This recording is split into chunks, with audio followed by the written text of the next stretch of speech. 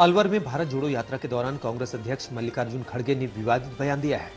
BJP पर हमला बोलते हुए खड़गे ने कहा कि आजादी की लड़ाई में कांग्रेस के कई नेताओं ने अपनी जान दी, लेकिन बीजेपी वालों के घर से आजादी की लड़ाई में एक कुत्ता भी नहीं मरा।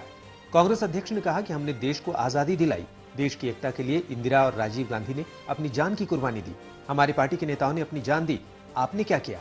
आपके घर से कोई देश के लिए कुत्ता तक मरा है? क्या किसी ने कोई कुर्बानी दी है? हमारे पार्टी के नेताओं ने जान दिया, तुम क्या किए? आपके घर में कोई देश के लिए कुत्ता तो मरा है? क्या कोई तो कुर्बानी दी है? नहीं।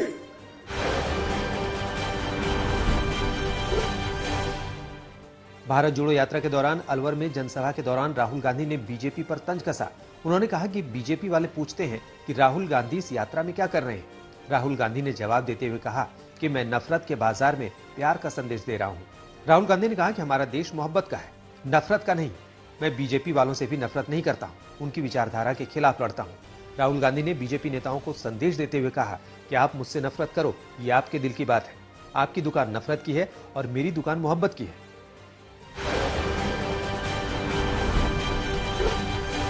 उनके जो कार्यकर्ता हैं जो मुझसे यूं करते हैं, क्या कर रहे हो, उनके लिए जवाब।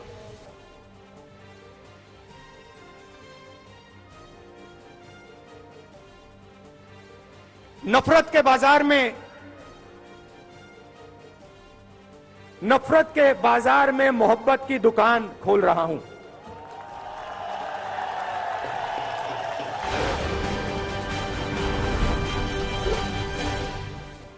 चीनी सैनिकों से झड़प के बाद कांग्रेस नेता राहुल गांधी के बयान का विदेश मंत्री एस जयशंकर ने जवाब दिया है। एस जयशंकर ने जोर देकर कहा है कि सेना के लिए पिटाई जैसे शब्दों का इस्तेमाल करना ठीक नहीं है। सेना इस तरह की भाषा की हकदार नहीं है। विदेश मंत्री ने कहा कि मैंने सुना है कि कुछ लोग मेरी समझदारी पर सवाल उठा रहे हैं। जब पता चलता है कि यह सुझाव कहां से आ रहा है, मैं सिर्फ सम्मान में झुक सकता हूं, लेकिन जवानों को प्रत्यक्ष या परोक्ष रूप से निशाने पर नहीं लेना चाहिए। हमारे जवान 13,000 फीट की ऊंचाई पर सीमा की रक्षा कर रहे हैं। उनके लिए पिटाई जैसे शब्द का इस्तेमाल सही नहीं है।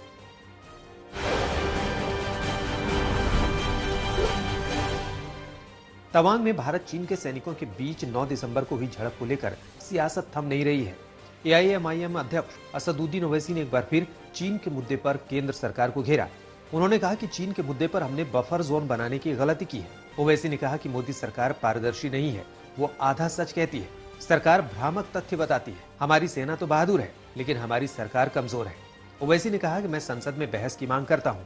तमाम एकजुट विपक्ष इसकी मांग करता रहा है, लेकिन सरकार चर्चा नहीं कर रही है।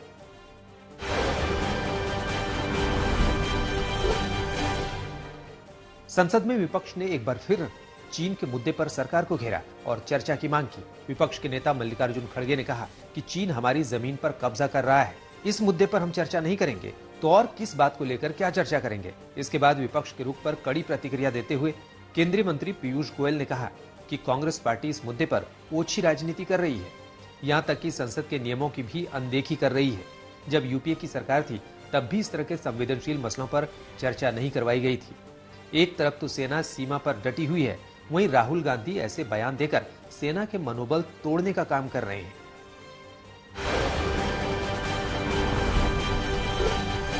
कांग्रेस के वरिष्ठ नेता हमारी आर्मी को डिमोरलाइज कर रहे हैं। राहुल गांधी जी ने जिस प्रकार के ओछे बयान दिए, उससे मैं समझता हूं हमारे सैनिक बलों का, सेना का मनोबल टूटता है। और मैं समझता हूं कि कांग्रेस पार्टी ने इस प्रकार की ओछी राजनीति नहीं करनी चाहिए। पूरे देश ने एकजुट होकर हमारे आर्म फोर्सेस का हौसला भी बढ़ाना चाहिए।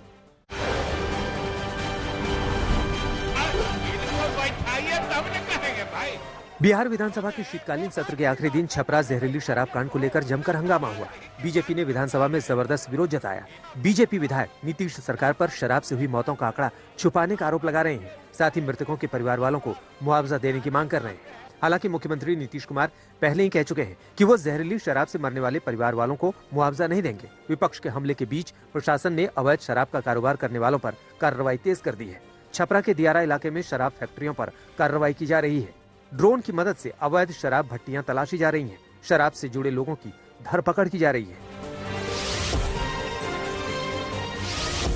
जहरीली शराब मामले में चिराग पासवान ने नीतीश कुमार पर निशाना साधते हुए कहा कि बिहार में लोगों की मौत नहीं बल्कि हत्या हुई है। चिराग पासवान का आरोप है कि मुख्यमंत्री शराब बनाने वालों को संरक्षण दे रहे हैं। उन्होंने कहा कि शराब पीने से जिन लोगों की मौत हुई है उनका पोस्टमार्टम किए बिना ही अंतिम संस्कार करवाया गया। मृतकों के परिवार वालों पर दबाव डाला जा रहा है। उनसे कहा जा रहा है कि मत बोलो कि शराब से मृत्यु हुई है, नहीं तो जेल भेज देंगे। कर्नाटक विधानसभा में सावरकर की तस्वीर लगाए जाने पर सियासी बवाल हो गया। कांग्रेस समेत पूरे विपक्ष ने इसके विरोध में विधानसभा से वॉकआउट किया। पूर्व मुख्यमंत्री सिद्धारमैया समेत विपक्ष के कई विधायकों ने इस मसले को लेकर विधानसभा अध्यक्ष को चिट्ठी भी लिखी है।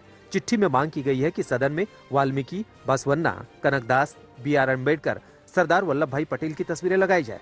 कांग्रेस के विरोध के बाद बीजेपी ने पलटवार किया। केंद्रीय मंत्री प्रहलाद जोशी ने कहा कि वैचारिक मतभेद होना चाहिए, लेकिन सावरकर स्वतंत्रता सेनानी हैं। अगर उनकी तस्वीर ना लगाई जाए तो क्या सदन में दाऊद इब्राहिम की तस्वीर लगाएं?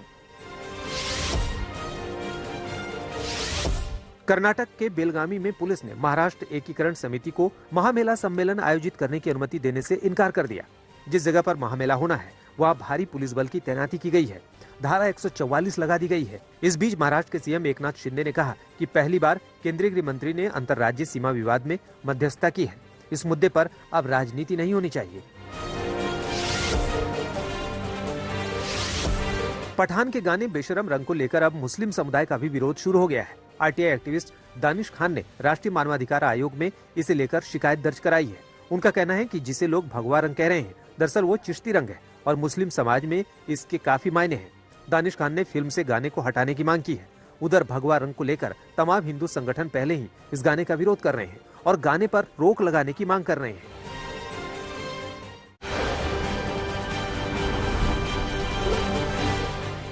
यूपी के बाद मध्य प्रदेश में मदरसे को लेकर सियासत शुरू हो गई है। मध्य प्रदेश के गृह मंत्री ने ऐलान किया कि मदरसों की पठन सामग्री की जांच की जाएगी और जांच की जिम्मेदारी हर जिले के डीएम की होगी।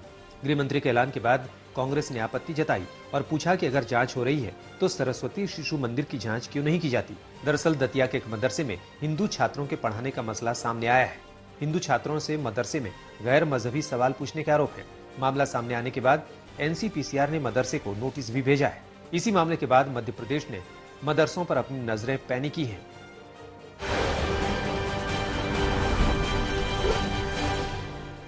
बिहार के पूर्व उप मुख्यमंत्री और बीजेपी सांसद सुशील मोदी ने समलैंगिक विवाह को कानूनी मंजूरी न देने की मांग की है। राज्यसभा में सुशील मोदी ने कहा कि भारत जैसे देश में इस तरह की चीजों की ना तो मान्यता है और न ही इसे स्वीकार किया जाता है। अगर ऐसा किया जाता है तो ये पूर्ण विनाश का कारण होगा। दरअसल शीर्ष अदालत ने साल 2018 में समलैंगिकता को अपराध की श्रेणी से बाहर कर दिया है, लेकिन अभी समान लिंग के व्यक्तियों के बीच विवाह को कानूनन मंजूरी नहीं मिल पाई है।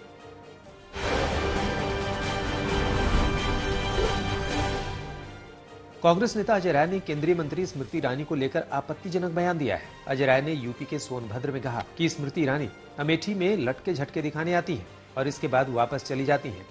उन्होंने संकेत दिया कि राहुल गांधी 2024 में अमेठी से लोकसभा चुनाव लड़ सकते हैं। साथ ही ये भी कहा कि 2024 के लोकसभा चुनाव में वो वाराणसी में पीएम मोदी को चैलेंज देंगे। अजय राय के बयान पर स्मृति ईरानी ने राहुल गांधी पर हमला बोला। स्मृति ईरानी ने ट्वीट किया, राहुल गांधी जी, आपने अपने किसी प्रांतीय नेता से अभद्र तरीके से 2024 में अमेठी से लड़ने की घोषणा करवाई है, तो क्या आपका अमेठी से लड़ना पक्का समझूं? दूसरी सीट पर तो नहीं भागेंगे, डरेंगे तो नहीं।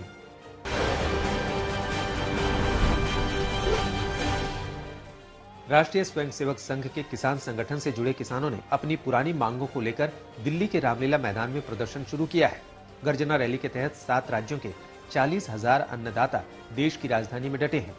देश भर से किसान बसों, ट्रकों और मोटरसाइकिलों से रामलीला मैदान पहुंचे और इनपुट लागत के आधार पर अपनी फसलों के लिए लाभकारी मूल्य की मांग की। किसानों ने सभी प्रकार की कृषि गतिविधियों पर GST को वापस लेने और आनुवांशिक रूप से संशोधित फसलों के व्यावसायिक उत्पादन की अनुमति देने की भी मांग की है। वो PM किसान योजना के तहत दी जाने वाली वित्तीय सहायता को बढ़ाने के लिए भी केंद्र पर जोर दे रहे हैं।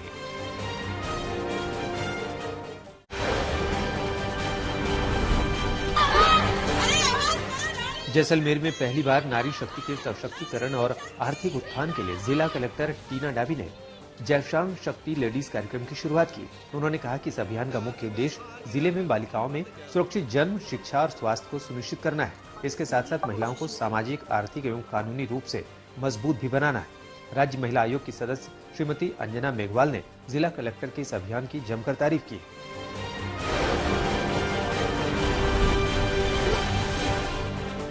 विशाखापत्तनम में आयोजित विजाग मैराथन 2022 के पहले संस्करण में सभी आयु के लोगों ने हिस्सा लिया। इस कार्यक्रम में हिस्सा लेने कई अलग अलग शहर से धावक पहुंचे। मैराथन में 5000 से अधिक लोगों ने भाग लिया, जिसमें हाफ मैराथन के लिए 500, 10 किलोमीटर की दौड़ के लिए 1000 और 3 किलोमीटर और 5 किलोमीटर की दौड़ के लिए 3500 शामिल थे। पुरुष और महिला दोनों वर्ग में शीर्ष 5 फिनिशरों के लिए 4 लाख रुपए का नगद पुरस्कार था। सभी प्रतिभागियों को एक टी शर्ट, जूट बैग और फिनिशर मेडल दिए गए।